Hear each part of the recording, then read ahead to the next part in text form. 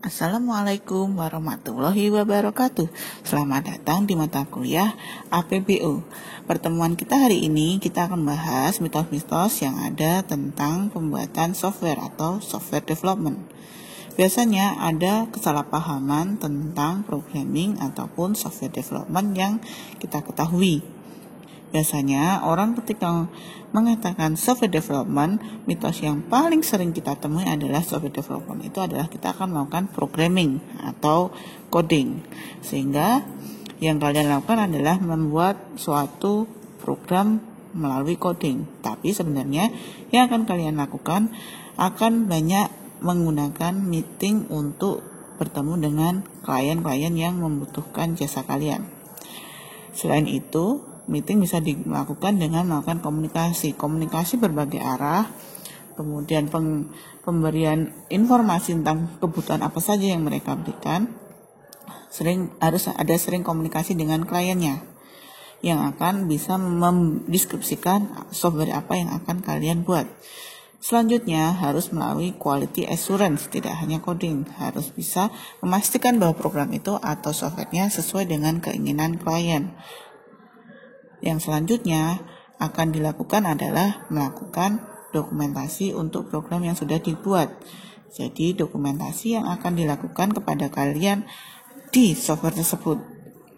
Kalian akan melakukan dokumentasi yang berisi dokumentasi penggunaan ataupun dokumentasi dari softwarenya. Nah, selain itu apa saja sih yang jadi mitos tentang software development? Yang berikutnya adalah consumer atau klien mengerti apa yang mereka inginkan.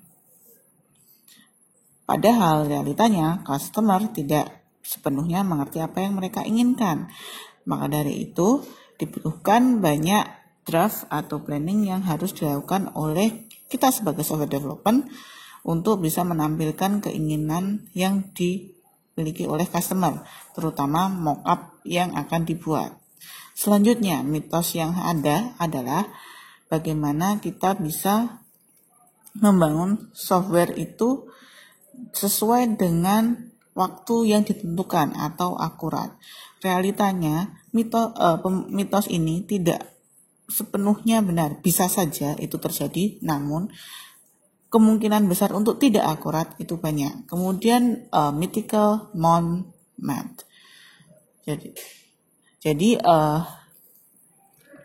mythical man mode itu digunakan membayangkan bahwa dalam waktu 1 bulan langsung bisa jadi selesai dalam waktu yang sangat cepat.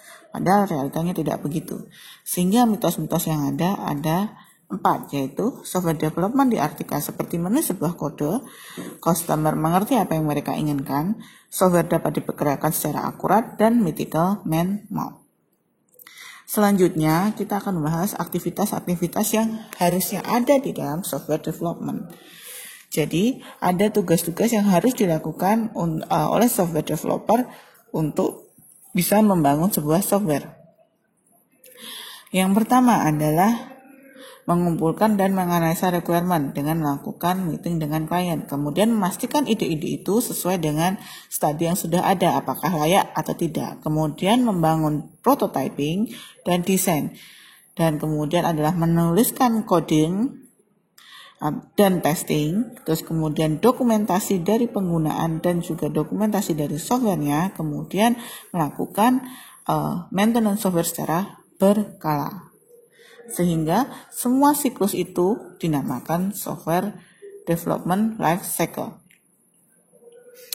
Kemudian dalam pembuatan software terdapat metodologi yang harus dilakukan atau diselesaikan. Metodologi ini adalah seperti kalian memiliki buku resep masak, sehingga ada kumpulan langkah-langkah yang harus dilakukan oleh developer untuk bisa membuat software. Kemudian mengembangkan software itu, dan selanjutnya kalian akan memberikan metodologinya lebih baik lagi. Dalam metodologi software biasanya dilakukan dengan berbagai macam. Yang kita akan bahas berikutnya adalah waterfall dan agile.